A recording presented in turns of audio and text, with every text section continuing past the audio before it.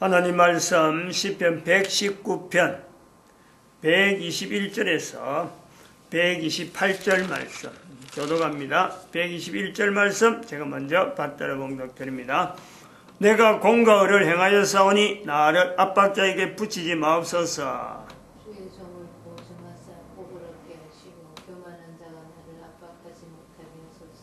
내 눈이 주의 구원과 주의 어려운 말씀을 사모하기에 피곤하니이다. 주의 인자하신 대로 주의 종에게 행하사 주의 윤례를 받으소서. 나는 주의 정의원이 깨닫게 하사 주의 정근을 알게 하소서. 저희가 주의 법을 폐하였사오니 지금은 여호와의 일하실 때입니다. 그러므로 내가 주의 계명을 검고 정금보다 더 사랑하나이다. 그러므로 내가 범사에 주의 법도를 바르게 여기고 모든 거짓의 일을 미워하나이다. 아멘. 지금은 119편 126절 말씀에 지금은 여호와의 일하실 때다. 지금은 여호와의 일하실 때다. 우리가 지난번에 말씀했습니다마는 주의 판단을 두려워한다. 주의 판단이라고 하는 것이 바로 우리가 주의 일하실 때에 대한 그것을 우리가 같이 볼 수 있는 지난 시간에 대한민국 역사, 지금 현재 일어나는 이런 역사죠. 이런 역사, 현재 돌아가는 내용을 보고 하나님의 판단이 있다. 하나님의 판단을 우리가 바라보자. 하나님의 섭리를 바라보자. 이런 내용으로 했고, 오늘 여기 그 말씀에 126절에 보니까 주의 일하실 때, 이제 이 현재를 이제 하나님이 일하시는 때라 하고 지금 바라보는 자리에 지금 자기가 있다 하는 이런 것도 되어집니다.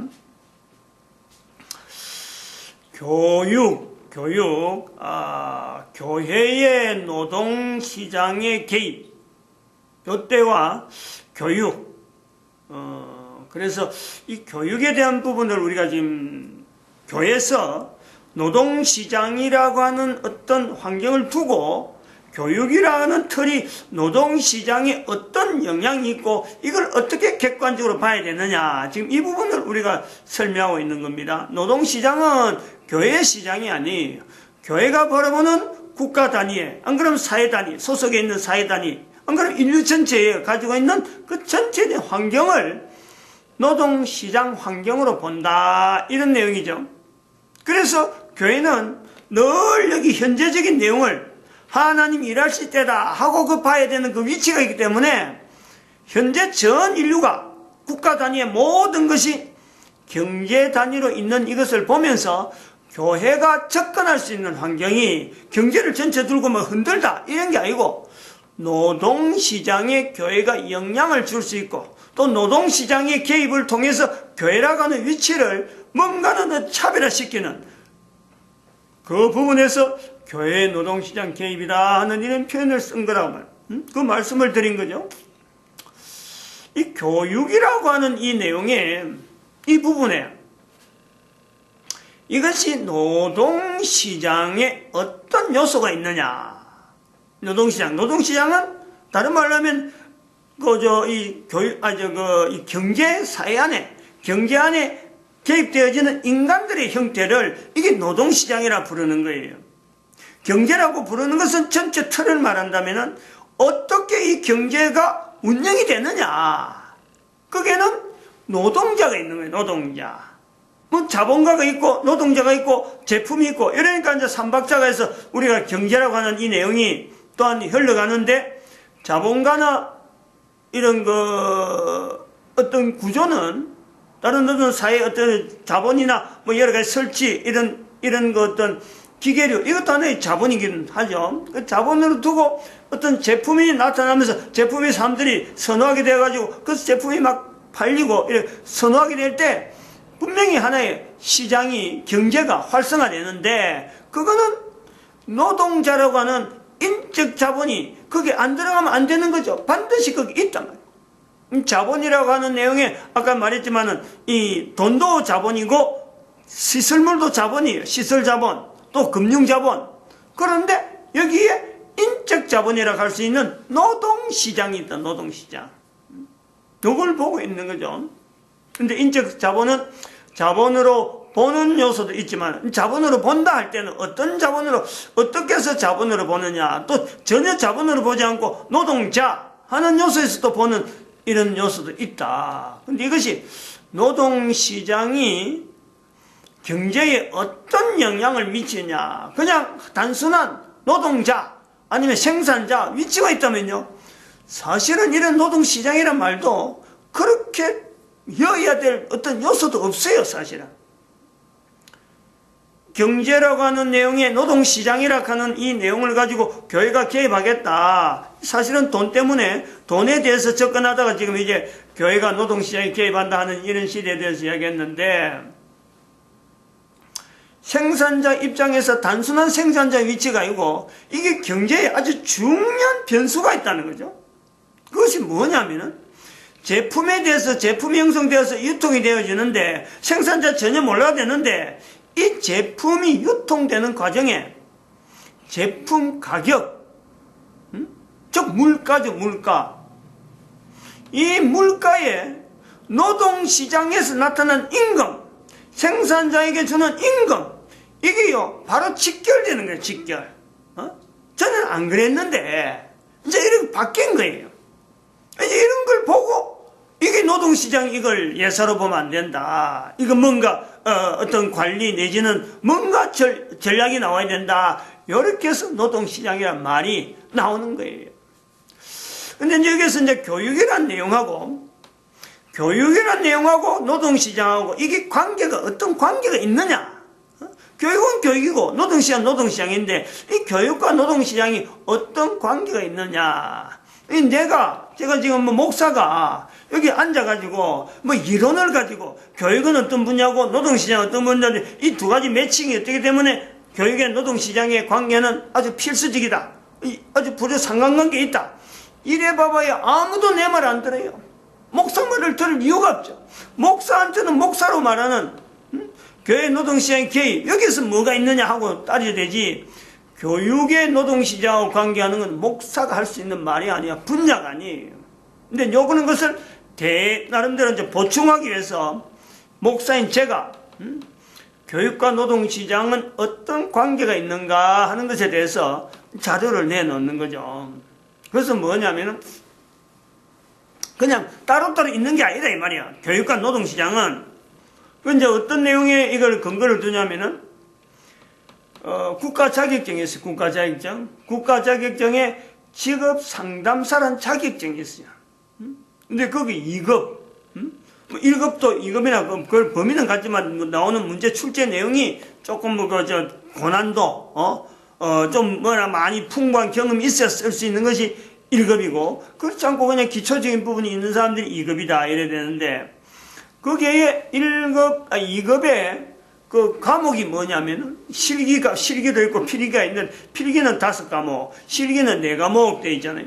근데 실기 5과목에서 하나 빠지는 것이 법률관계. 그 실기관계하면 그거 싹 빠져버리거든. 그건 변호사들이 다루니까. 그건 뭐 직업 상담사가 다루는 문제가 아니니까.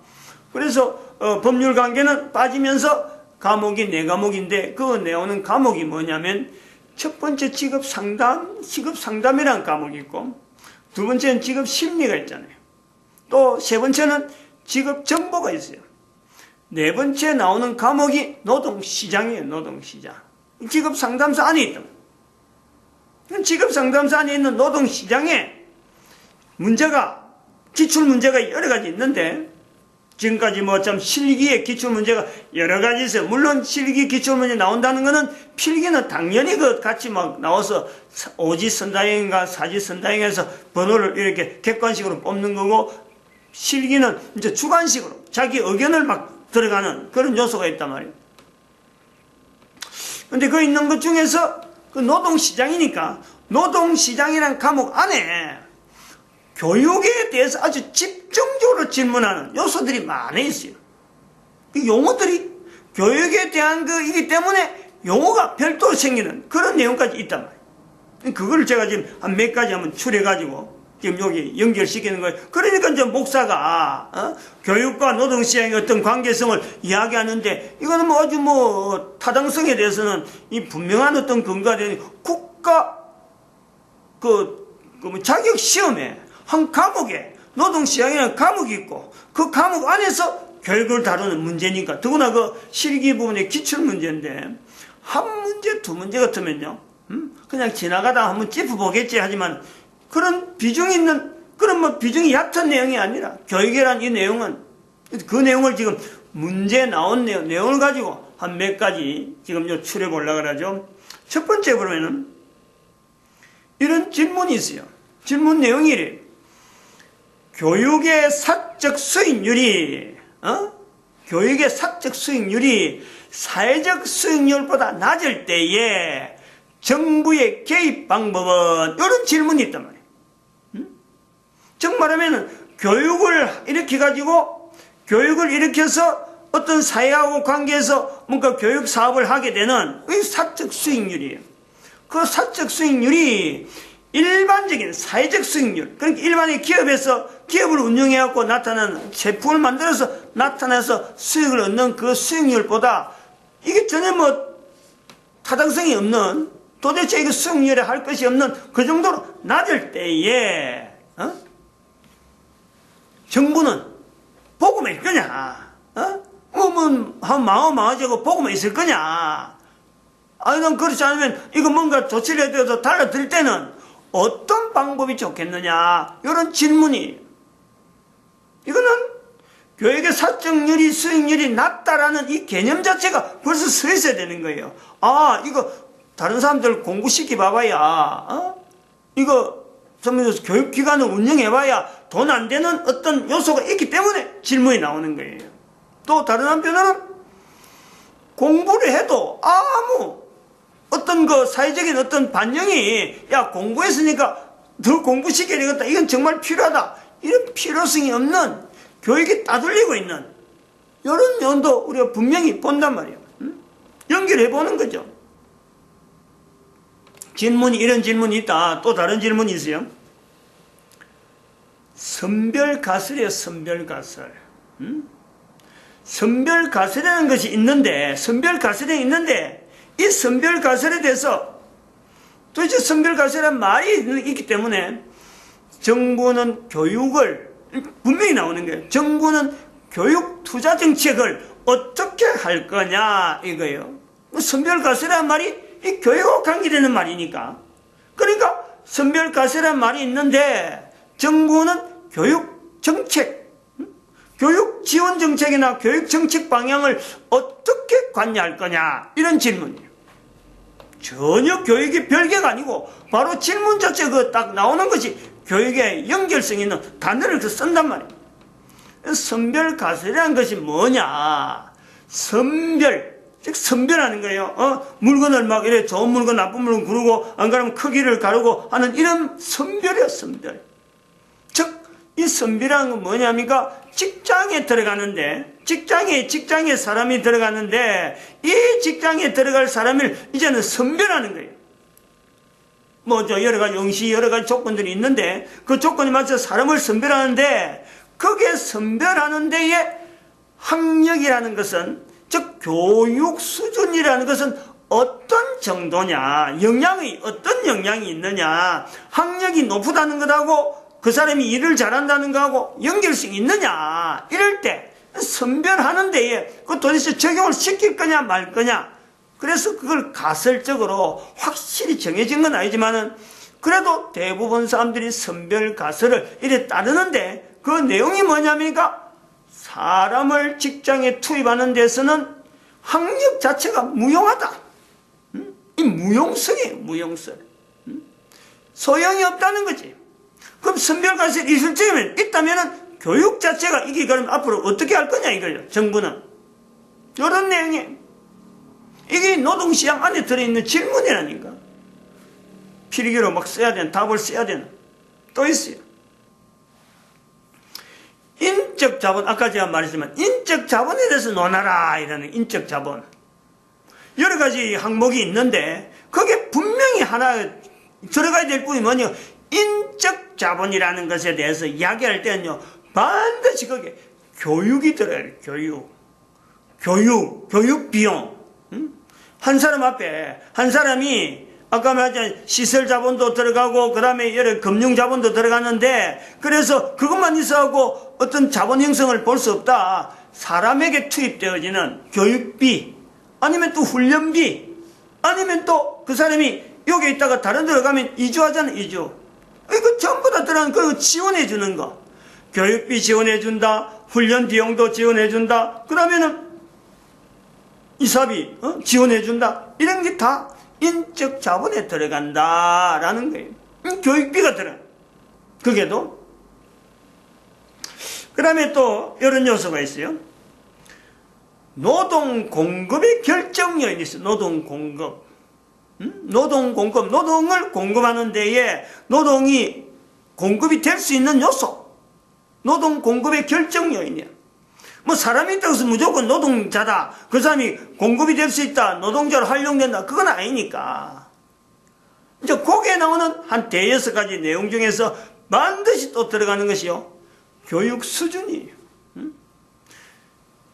어떤 참 주어지는 어떤 업무 잡에 대해서 그 사람이 어느 정도 그에 대해서 뭐 전문적인 거는 그 업무라는 건 다 독특하니까 회사마다 다 다르고 현장마다 다 다르기 때문에 어느 게 다 딱 잘라서 말하면 적어도 그 주변에 닿는 언어들, 그 요소들, 그런 거는 알고 있느냐. 그런 부분에 교육 정도가 적어도 그 정도는 돼 있어야 노동자로서 공급이 될 수 있다. 그 노동 공급의 결정 요인에 들어간단 말이에요. 그것도 교육이 들어가는 거예요. 자, 이렇게 한 4가지 정도만 예를 들었는데, 이 내용을 자세히, 지금 현재 이름 불러보는 요 4가지 정도만 이해했는데, 이 내용을 자세히 보면은, 전체적인 게 다, 노동시장이라고 하는 과목이 있는 것도 그렇고, 앞에 또 뭐 상담, 직업 상담, 직업 심리, 뭐 직업 정보하고 이런 내용이 있는 전체를 갖고, 직업 상담이라 하는 과목이 있다라는 것 자체를, 다른 과목도 마찬가지예요. 다른 뭐, 자격증이나 모든 것이 전체가 다 뭐를 통해서 자격증이 주어지느냐. 또 노동시장 자체를 우리가 볼 때 과목을 볼 문제를 보면은 전체적인 건 뭐로 우리가 알 수 있냐면요, 사실은 교육을 통해서 인간 개인을 뭘 하겠다는 거냐, 구조화시키는 거예요. 구조화. 요런 질문을 했으니까 요런 답을 해야 패스가 되는 것이 이게 자격증이에요. 자격증에 대한 질문은 정해져 있어요. 자격증이란 그래야 사실은 이 자격증을 줄까 말까 채점이 되니까, 이 판정이 나오니까 거기 질문이 정해져 있고 답도 정해져 있다. 그 답을 하는 사람 같으면요, 전체가 다 자격증 주는 거는 아무 문제 없어요. 그러면 그 자격증을 받으면은 그 자격증 있는 사람은 어느 직장이든지 그 업무에 대해서는 알고 있는 거로, 이게 구조화래, 이 구조화.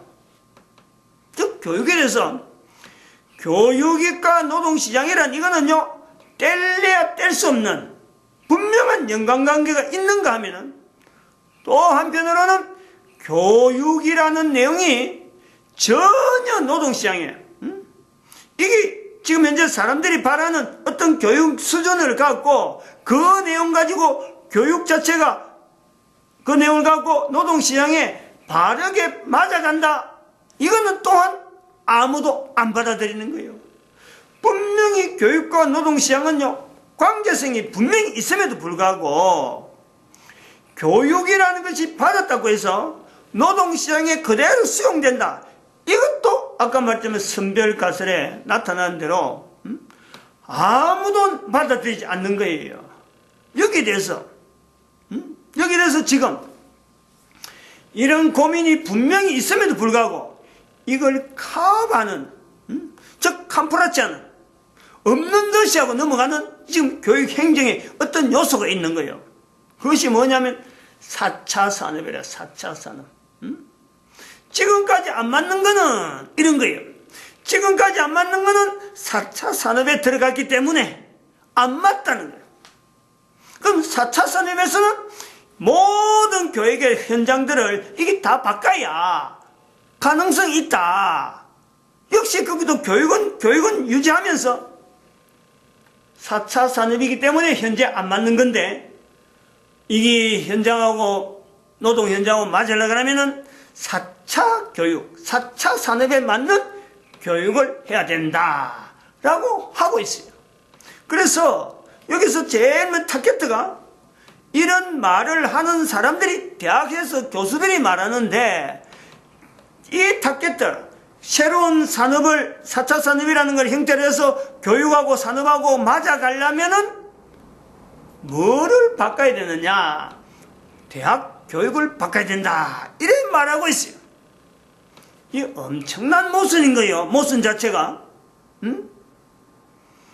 대학 교육하고 대학 교육하고 노동시장하고 안 맞기 때문에 이 안 맞는 걸 통으로 4차 산업이라는 걸 통해서 사람들이 4차 산업이 되면은 교육에 4차 산업을 지향하는 그 교육을 받아나면은 앞으로 향후에 있는 이 노동시장이나 모든 것이 이빨이 딱딱딱 맞아가듯이 되겠거니 하고, 피교육자로 하여금 이걸 받아들여서 교육자로 하여금 교육자, 피교육자로, 그건 수강자로 하여금 이거 교육에 대해서 막 달라들 수 있도록 하나의 미끼를 던지는 말이 이게 4차 산업인데, 실제로 4차 산업을 해서 해야 된다. 대학을 지금 뭉개뜨려야 된다. 대학 교육 자체를 지금 제도해가 안 된다. 라고 말하는 사람들이요, 대학 교수들이 말한다는 거예요.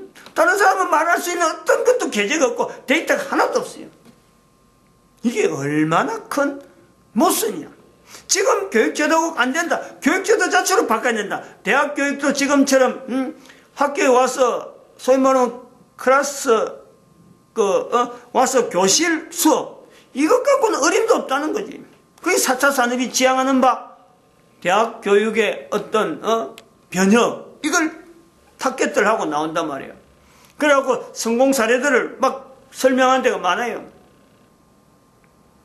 근데 이런 중에 또 하나의 캄프라지, 또 하나의 카바 페인팅하는, 지금 현재 교육과 이 노동시장의 개입에 대해서 대학 교육이나 뭐 이런 것 자체를 갖고 4차 산업이라는 말을 쓰지 않으면서 지금 나타나는 말이 교육복지라, 교육복지. 그래요, 이거는.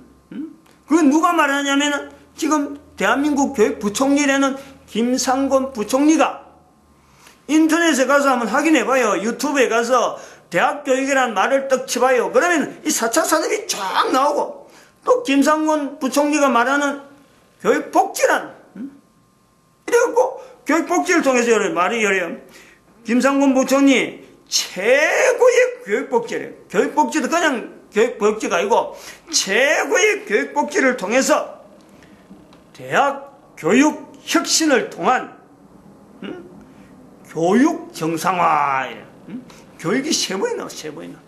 한 줄의 어떤 문장에 최고의 교육복지를 통해서 대학 교육 혁신을 나타나는데, 그래서 교육 정상화를 한다. 교육 정상화를 한다, 이거. 두 마디에 지금 현재 어떤 페인팅이 있어요. 교육과 이 노동시장의 개입에 대해서.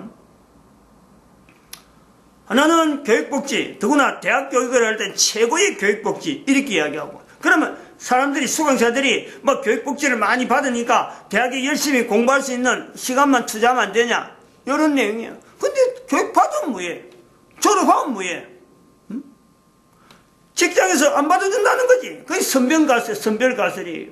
이런 모순인데도 불구하고 복지, 이게 얼마나 깡통이냐 이거죠. 교육부총리라 해도 교육에 대해서 이런 말 한마디, 뭐 교육 정상화라고 하고 말은 그리 거창하게 하는데 아무것도 없는 그냥 막 껍데기, 뭐 복지 하나, 교육에다 복지 하나 넣어놔가지고, 그리고 대학 교육의 어떤 내용을 이야기하고, 그 다음에는 교육 정상화이라는, 나머지는 4차 산업.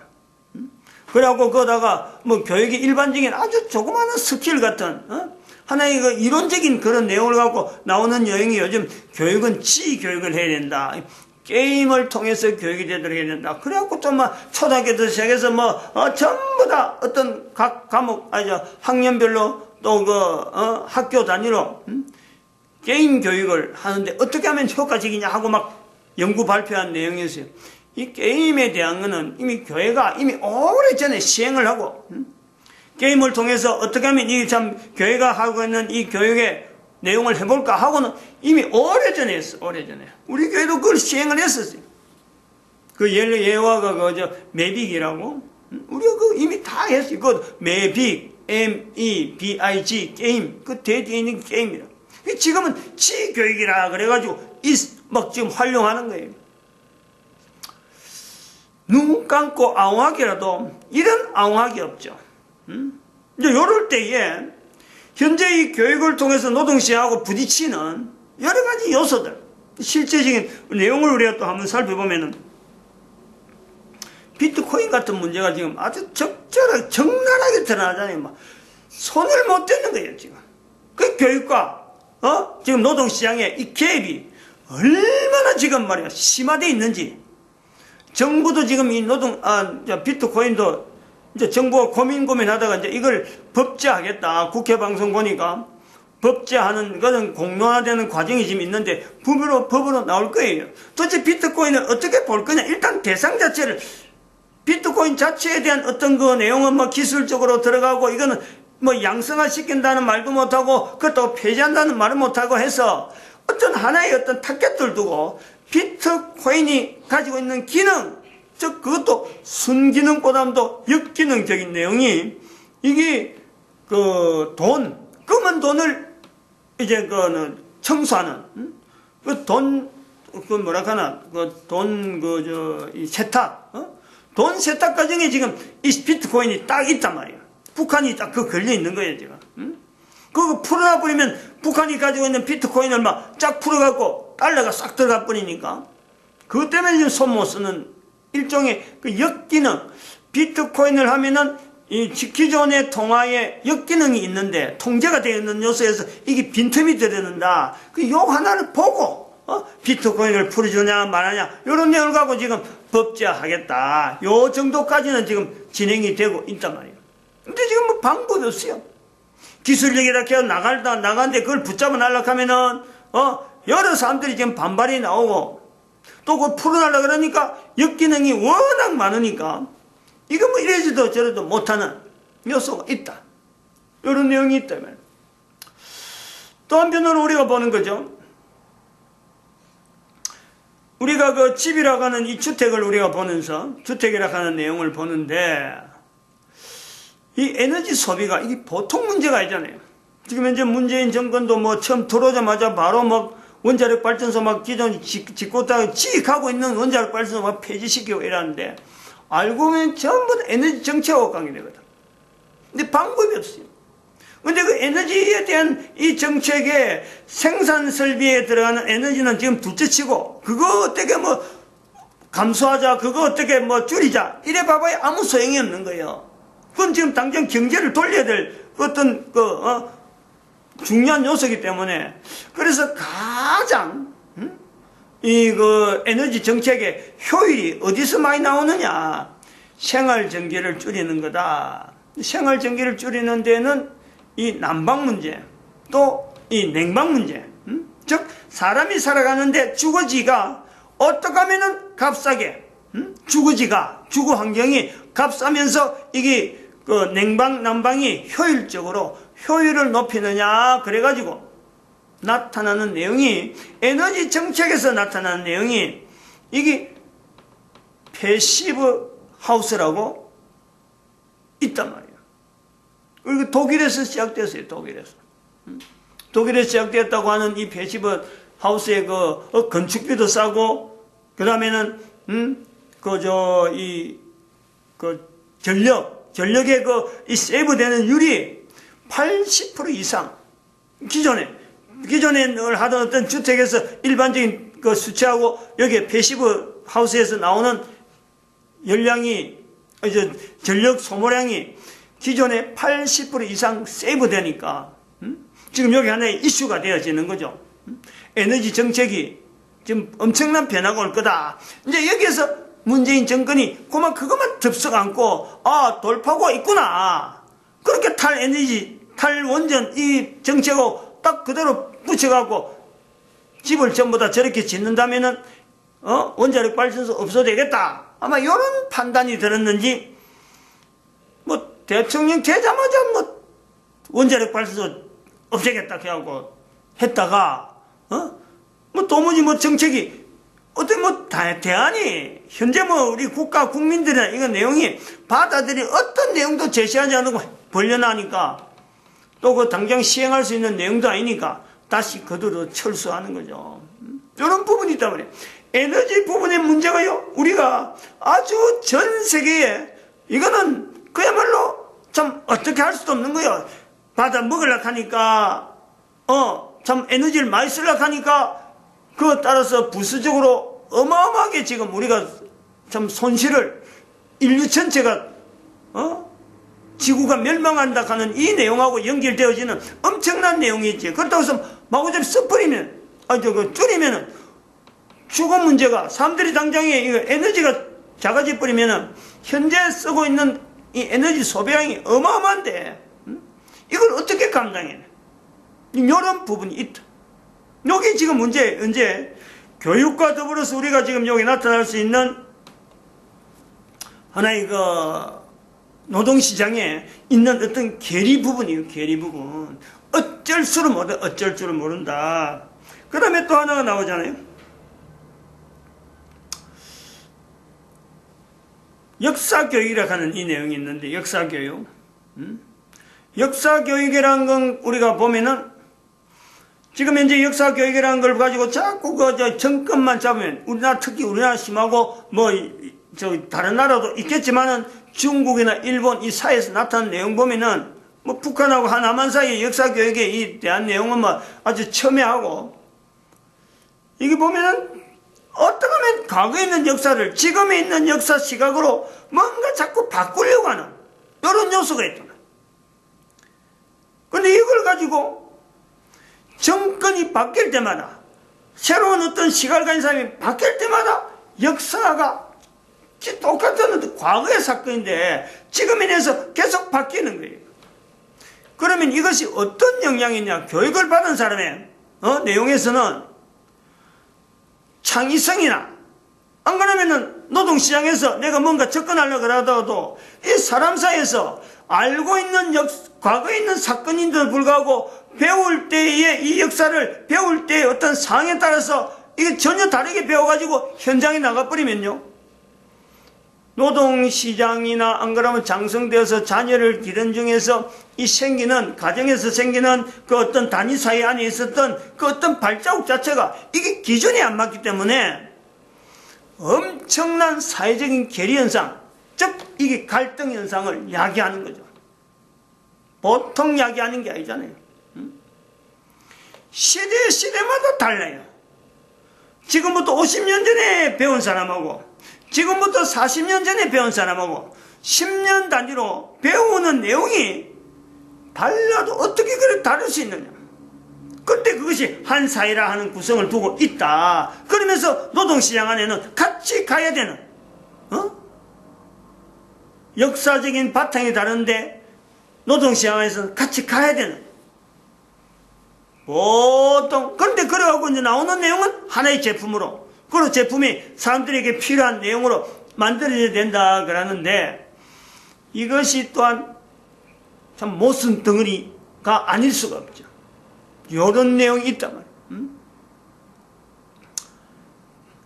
그래서 지금 이제 우리가 지금 이 내용을 지금 역사 문제까지 끄집어낸 내용하고 이 교육과 노동시장 이런 괴리에 대해서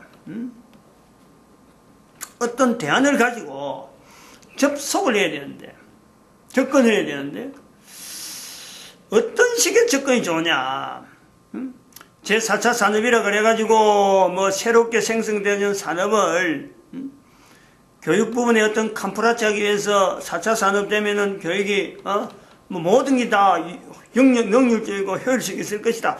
라고 하는 이런 어떤 또 복지 부분을 가지고, 커버하는 이런 것만, 어떻게 보면은, 지금까지 나타나지 않았던, 즉 역사 가운데 전혀 보이지 않았던 그 내용을 새롭게 제시하면서 앞으로 이런 것이 될 것이다 하고 제시하는 것이 맞겠느냐.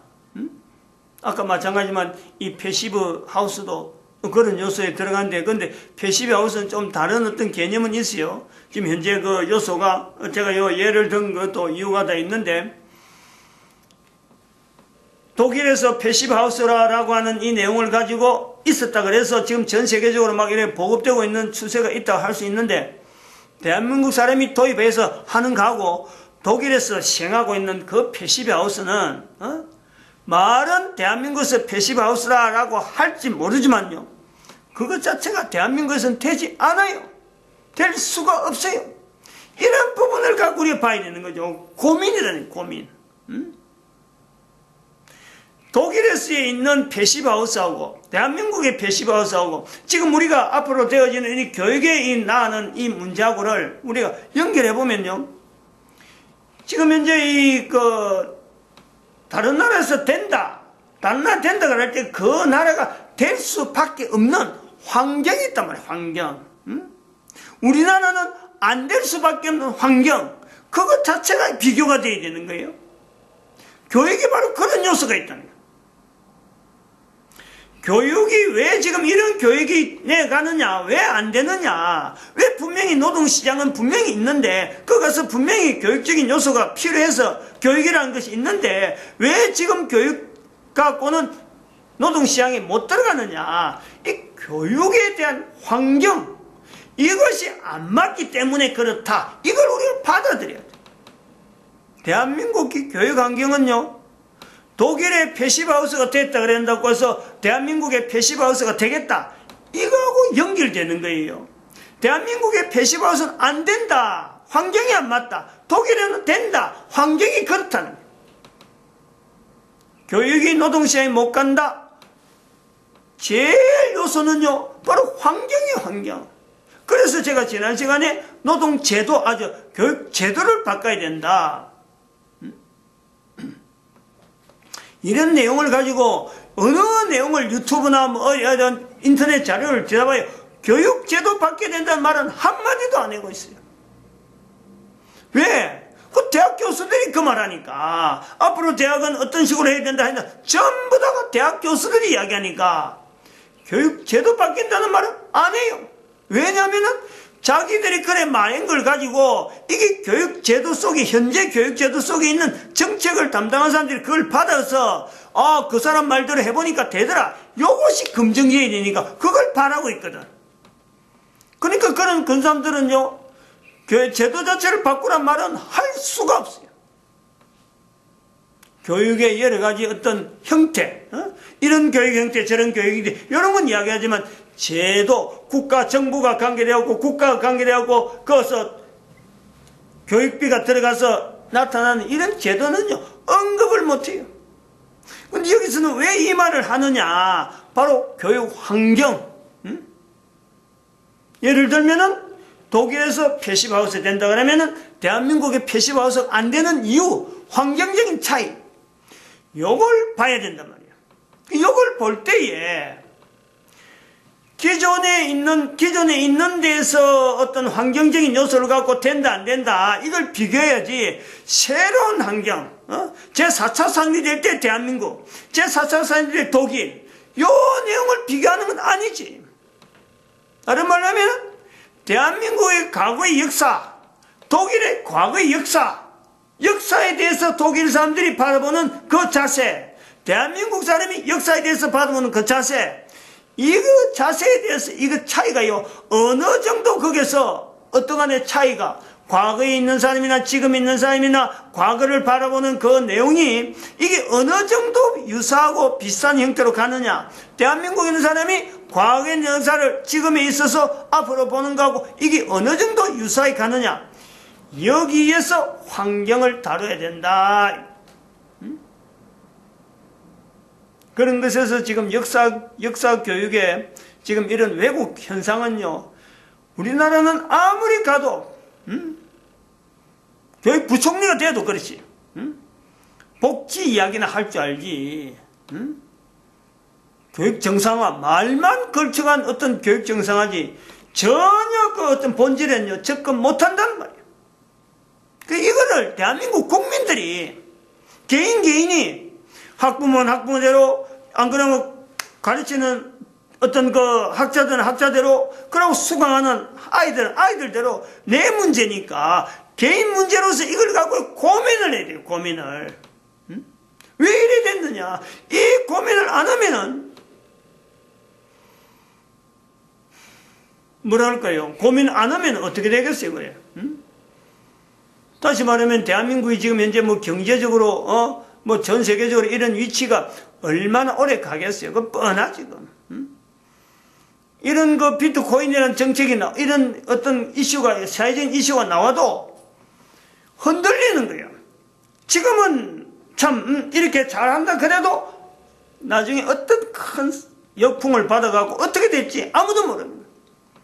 다시 말하면 패시브 하우스라고 하는 그거를 우리나라 도입을 했다. 원자력 발전소 다 없애버렸다. 그래서 생길 수 있는 어떤 문제에 대한 건요, 전혀 대책을 못 세운단 말이에요. 그런 연유 때문에 기업이 노동자를 못 믿기 때문에 노동자가 안정된 노동력이 계속해서 교육을 통해서 공급이 안 되기 때문에 기업은 기업대로 투자를 못하는 거예요. 이게 다른 사람 문제가 아니라니까. 개인의 문제다. 여기에서 이제 제가 제안을 하고 지금 이 시간에 낸다는 것 자체가 역사 속에 분명히 있는 하나의 제도를, 즉, 교육이면 교육환경, 노동시간, 이것 자체가 같이 어울려가는, 두 개가 같이 가는, 역사 속에 분명히 있었던 하나의 제도죠, 제도. 교육제도에도 연결되고, 또 노동시장의 제도에도 연결되고, 독일이라고 하는, 제가 얘기했지만 지난 시간에 미국, 그 다음에 독일이라는 사회, 그 사회를 바라볼 수 있고 찾아낼 수 있는 분명한, 그러니까 현재적인 분명한 어떤 자료가 되면서 또한 역사적으로 분명히 흔적이 남아있는 그 제도, 인류사 전체가 바라볼 수 있는 이런 제도, 모든 국가가 노동시장에 대해서 바르게 어떤 접근할 수 있는 분명한 제도, 그 제도를 이야기하는데 바로 11조 제도라는 거예요. 11조 제도. 독일을 일 좀 된다 싶으면 항상 독일을 찾아가는데, 왜 독일이라는 사회를 우리가 전 세계 사람들이 뭐든지 하면은 독일이 주목받느냐? 독일 사회가 되는 환경에 대해서 11조 제도에 대한 이 연결을 하지 않으면은, 아까 말했지만은 패시브 하우스 아무리 좋다 그래도 독일에만 되는 거예요. 한국은 11조 제도 아무도 모르기 때문에 교회나 꾸준히 11조 제도 알지만 이것도 역사적인 내용의 배경을 두고 이야기될 수 있는 그런 11조 제도를 하지 않고 그냥 너무 단편적인 내용의 11조 제도를 하기 때문에 대한민국에는 패시브 하우스가 안 된다. 될라 그러면은 11조 제도에 대한 이 자세가 충분히 어우러져야 이게 가능하다 볼 수 있단 말이에요. 마치겠습니다. 기도드립니다. 할렐루야. 함께 하시면